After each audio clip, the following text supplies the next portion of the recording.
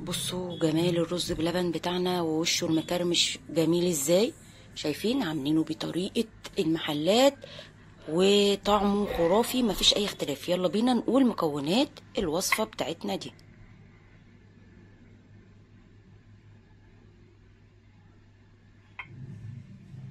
ازيكم عاملين ايه؟ النهاردة بقى هنعمل وصفة تحفة، هنعملها بطريقة المحلات. انا اتقصت كده وسألت وعرفت طريقة بقى المحلات وقلت لازم اقولها لكم. طريقة سهلة وبسيطة وسريعة. هنعمل النهاردة رز بلبن بس زي طريقة المحلات، وهنضيف له حاجة بسيطة. تمام ماشي. معانا دولة كوباية من الرز، كوباية رز مصري نقعناه وصفيناه من المية. نقعناه قد ايه؟ زي ما تحبوا. كوباية رز مصري ماشي. دولة كوبايتين الا ربع من السكر، هناخد كوبايه ونص ونشوف احتاجنا تاني نزود، ما احتاجناش يبقى احنا ايه في التمام ماشي. معانا هنا 2 لتر من الحليب. حابين تحطوا حليب بلدي تمام، اللي هو بنجيبه من عند اللبان. انا بحب طعم الحليب المبستر في الرز بلبن اكتر ماشي. ماشي. معانا معلقتين كبار نشا، معلقتين كبار نشا. بحط لكل لتر حليب معلقه نشا. لو احنا هنعمل نص الكميه هتبقى نص كوبايه رز، عليها لتر حليب، عليها معلقه نشا، عليها كوبايه الا ربع من السكر. تمام، دول الاساسيات. معانا كيسين فانيليا، لكل لتر حليب بحط كيس. ومعانا كيس كريم شانتيه اللي هو بتاع دريم. دي فيها سكر. لو هتحطوا كريم شانتيه اللي هو بيبقى سايب بنجيبه بالوزن ده، برضو هتحطوا حوالي يعني بتاع نص كوبايه او ربع كوبايه. ده حاجه زياده، دي الاضافه اللي احنا هنحطها. ليه نقعنا الرز؟ عشان مش هنسلقه في الميه. هقول لكم دلوقتي هنعمل ايه. حطوا اللايكات واعملوا اشتراك، ولو انتوا اول مره تشوفوا القناه تحطوا صباعكم على كلمه اشتراك او سبسكرايب، وفعلوا زر الجرس ودوسوا على كلمه الكل عشان يجيلكوا اشعار بكل فيديو جديد بنزله. الناس اللي مشتركين ما تنسوش اللايكات والشيرات. ويلا نبدا وصفتنا ونشوف هنعمل ايه. هنجيب الحله اللي هنعمل فيها الرز واقول لكم هنعمل ايه. ثواني كده. هنشيل الاشياء دي دلوقتي كده، وهناخد نجيب الحله اللي هنعمل فيها. هناخد دلوقتي الرز اللي هو، بصوا انا غسلته يعني شطفته مره واحده بس عشان النشا بتاع الرز ما يروحش مني، استفاد بيه ماشي. انا غسلته شطفه واحده ونقعته حوالي ساعه الا ربع كده او ساعه، مش فاكره او كام بالظبط يعني. ليه نقعته؟ عشان احنا هنسويه في الحليب. دي الميزه ان او الفكره اللي المحلات بتاعت اللبان بتعمله، او محلات الرز بلبن بتخلي ليه بيبقى طعمه مميز، عشان الرز بتاعنا مستوي في الحليب. هحط لترين من الحليب وهنزود كوبايه كمان، هقول لكم فين.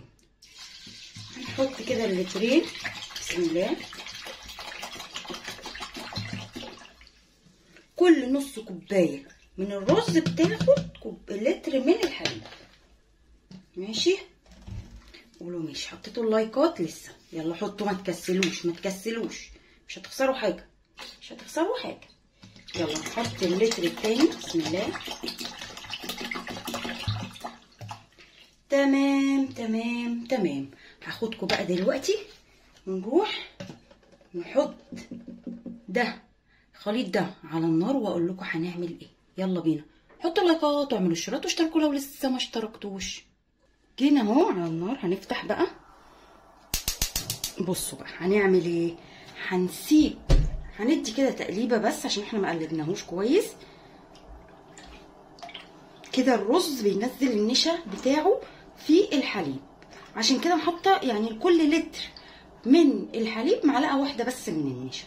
هنشوف قوامه برضو ونشوف ايه احتاجنا ما احتاجناش حليب بصوا في 3 حاجات ممكن نزودها. حليب ممكن نزود، او ممكن تزودوا ميه على راحتكم، ممكن نزود نشا، نزود سكر. احنا كده حاطين الحاجات الاساسيات وبعد كده نزود. انا هسيب الخليط الرز مع الحليب ده يغلي. اول ما هيغلي هقول لكم، هرجع لكم واقول لكم نعمل ايه. يلا حطوا اللايك. بصوا بقى الرز بتاعي بدأ يغلي اهو، يتكتك، شايفين من على الحروف كده، شايفين؟ هديله بس تقليبه كده كمان معاكم. بصوا هو على النار قبل ما يغلي كده كنت بديله كده ايه، تقليبه كل شويه، يعني حبه كده واديله تقليبه، حبه واديله تقليبه. شايفين لازم يكون بيغلي جامد كده. هعمل ايه بقى دلوقتي؟ هروح مطفيه عليه، بس هسيبه بقى في هذا الوضع كده واغطي عليه واسيبه. هسيبه لمدة ساعة. الرزاية بتاعتي هتتشرب من الحليب، هيبقى طعمه خرافي. ده السر بتاع المحلات، ان هما بيحطوه زي ما انتوا شايفين كده، بيعملوا نفس الطريقة دي، بيسووه في الحليب. يعني لو انتوا حطيتوه من غير نقع بتبقى الرزاية فيها ندغة شوية، ممكن تحطوه من غير نقع. لكن لو حابين ان هو تبقى الرزاية دايبة كده زي ما انا بحبه، تنقعوه شويه كده زي ما انا قلت لكم. في حاجه بس وحيده كنت حابه اقولها، ان انا بعتذر عن الفيديو اللي فات. الناس اللي شافت الفيديو اللي فات كان في عيب في التصوير غصب عني، انا ما خدتش بالي خالص ان هو كده، وبصراحه ما حبيتش ان انا الغي الفيديو ونزلته كده، وانا بعتذر لكم جدا. وشوفوا بقى ان شاء الله الفيديو ده يطلع احلى من اللي فات. هنسيب بقى الرز منقوع كده في الحليب لمدة ساعة، وبعد ساعة هنرجع مع بعض نشوف النتيجة بتاعت النقعة دي وصلت بينا لغاية فين. حطوا لايكات واعملوا اشتراك واشتركوا لو لسه ما اشتركتوش. رجعنا بقى تاني نشوف الرز اللي جراله. انا سبته نص ساعة وعطيته جيت عطيته تقليبه زي ما هو والنار مطفية، وجيت دلوقتي بعد النص ساعة التانية هنشوف بقى ايه. انا بصوا ده من النص ساعه الاولانيه كان تمام ومستوي وطعمه يعني الرزايه زي ما انا بحبها. بصوا بقى، بصوا الرز بقى، شايفين ما كانش الرز باين خالص. شايفين بقى، بصوا بصوا الرزايه مهريه سخنه جدا. بصوا تعملوا كده، بصوا مفيش رز. انا بحب الصراحه الرزايه تبقى مهريه كده. هنبدا بقى دلوقتي واحنا طافيين لسه النار كده عليه، ماشي؟ مش هنولع النار ولا حاجه. هنعمل ايه هقول لكم.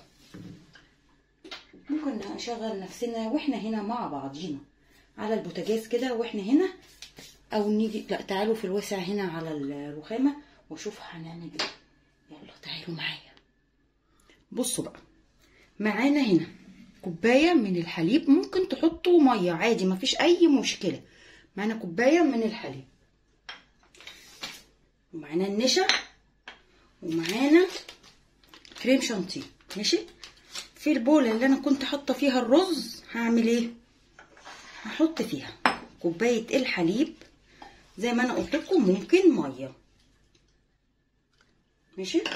هحط معلقتين النشا، انزلهم كده. لازم الخطوه دي تتعمل بره كده وهي على البارد. حليب ده حليب عادي يعني كنت مطلعاه من شويه، ماشي؟ اهو هدوب شويه النشا كده عشان ما يتكتلش معايا، ادوبه قبل ما هحط بقى ايه معاه كريم شانتيه. اديله بقى التقليبه. حطوا اللايكات، حطوا اللايكات، ما تنسوش يا جماعه، ما تنسوش. ويا ريت في طلب حباه كده منكم، ان انتوا يعني لو في اعلانات قابله للتخطي يا ريت ما تتخطوهاش عشان خاطري يعني.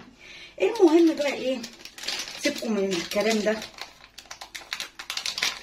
هنحط دلوقتي كيس الكريم شانتيه. مش حابين تحطوه براحتكم، دي اضافه بس بصراحه اضافه تحفه. هتاكلوا رز بلبن خرافي يعني، هتدمنوا الطريقه دي وهتعملوها على طول. كده فضينا الكيس وهديله تقليبه برضو، بس مش هنضربه جامد طبعا عشان لو قعدنا نضربه جامد هيتشكل معانا كريم شانتيه عادي. احنا بس هنديله تدويبه كده، وهنروح بقى بيه على الرز والحليب وهنشوف القوام. قوام تمام زي ما احنا حابين، تمام. لقيناه تقيل شويه هنزود شويه ميه، لقيناه خفيف شويه هنزود شويه نشا. يعني الحاجه دي في ايدينا. هناخد دول وبعدين نشوف هنعمل ايه بقى. يلا بينا. حطوا لايكات واعملوا اشتراك واشتركوا لو لسه ما اشتركتوش. بصوا جينا هنا، لسه انا ما ولعتش النار ولا اي حاجه، ماشي. هاخد الخليط اللي انا عملته معاكم دلوقتي وهصبه هنا. شايفين ازاي؟ النشا مع الكريم شانتيه مع الحليب. خدوا بالكم من هذه الخطوات، خدوا بالكم خدوا بالكم. هديله بقى التقليبه كده، شايفين؟ هولع بقى دلوقتي حالا النار، ماشي. اديله بقى التقليبه كده. فاضل نحط ايه؟ السكر والفانيليا. طب السكر بصوا حاولوا بقى لو في تكتلات كده في الرز، لان هو طبعا ايه كان متجمد على بعضه كده كتله واحده، وانا ايه فكتها. فكوها كده، بس هو يعني الحمد لله مفيهوش تكتلات قوي يعني. بصوا يعني حبه الرز كده هتدوب دلوقتي مع التقليب، هتفك يعني.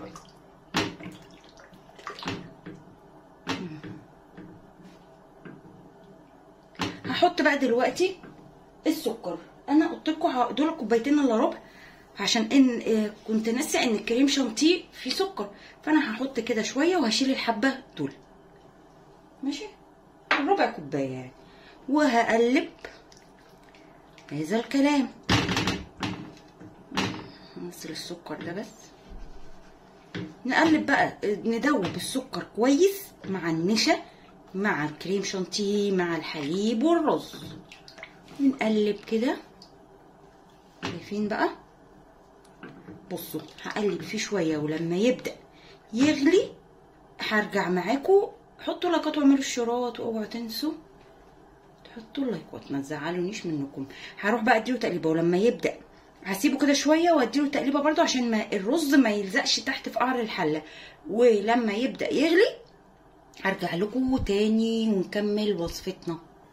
بصوا هو لسه ما غلاش، بس انا حاسه ان هو تقل شويتين، فانا هحط له يعني بتاع نص كوبايه حليب كده بس كده. تمام تمام تمام. لسه ما غلاش اهو. بصوا بدا يغلي دلوقتي، بدا يغلي. انا دقته لقيته محتاج سن من السكر، حطيت كده بتاع معلقتين بس، ماشي. ده بس عشان ايه؟ الناس اللي بتحب سكره يعني مسكر سنه. الناس اللي بتحب السكر مظبوط او مش مسكر قوي زي ما انا قلت لكم، حطوا كوبايه ونص من السكر. شايفه في رزايه غامقه كده غيظاني لازم اشيلها. هسيبه لسه يغلي كده غلوه جامده وارجع لكم تاني عشان نحط اخر مكون معانا. بصوا اهو بدا يتكتك بقى ويبقبق كده. هنحط بقى الفانيليا. في هذه اللحظه في حاجه حابين تحطوها حطوها، زي جوز الهند. انا بحبه ساده، زي جوز الهند، زبيب. حابين تحطوه في قعر الطبق بتاعكم، مكسر حطوه على الوش، حطوه. بس انا مش حابه احط حاجه، اللي حابب يحط على طبقه ولا ايه. هنديله بقى التقليبه. بصوا لازم يتكتك كده جامد، علشان الحاجه دي بتقعد وقت يعني كذا يوم في التلاجة، يومين 3، فلازم يكون اللبن مغلي كويس جدا، ماشي. شايفين ازاي بقبقه بقى والتكتكات دي بقى والحركات؟ شايفين؟ يغلي بس غلوه بالفانيليا وهطفي بس. تمام قوي كده. هطفي بقى عليه واخدكم نصبه في الاطباق. بصوا كان في حاجه حابه اقولها لكم. الناس اللي بتحب القوام كريمي زيي، بتحب الحاجه اللي هي بالنشا، قوامها كريمي مش تقيل، هتزود حبه الحليب اللي انا قلت عليهم. لكن الناس اللي هي بتحب قوام متماسك وتمام، يبقى هي المقادير اللي احنا قلناها دي تمام التمام. ماشي؟ قولوا ماشي. هنبدا بقى نصب بقى في الاطباق، ونبدا بقى التظبيطات وايه والجمال والحلاوه. بقى الطبق حطوا بقى بولات، في اطباق اللي هي بتبقى عامله زي المجات دي، في اي حاجه. حطوا بقى كده. بصوا القوام بقى وجماله تحفه تحفه تحفه. هنحطه بقى هنا على الرخامه يبرد، سخن جامد طبعا مش قادره امسكه. هنبدا نرص كده. بسم الله.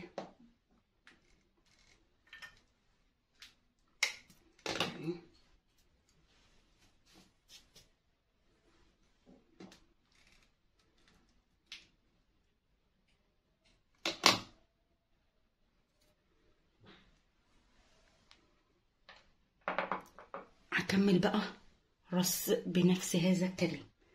هعمل اطباق كده زي ما انتوا شايفين.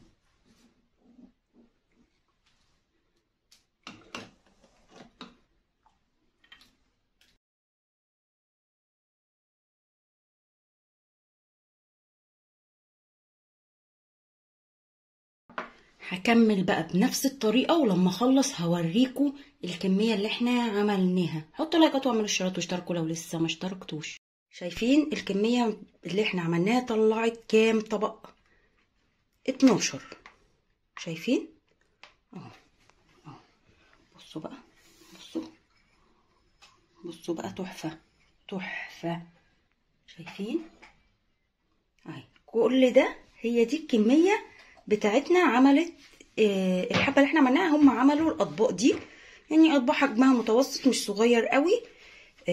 جربوا الرز بتاعنا بتاع المحلات، وهتجربوا وتدوقوا وتقولوا لي فعلا زي ما انتي قلتي يا شوشو ان الرز ده نفس طعم المحلات بالظبط. هيعجبكم جدا.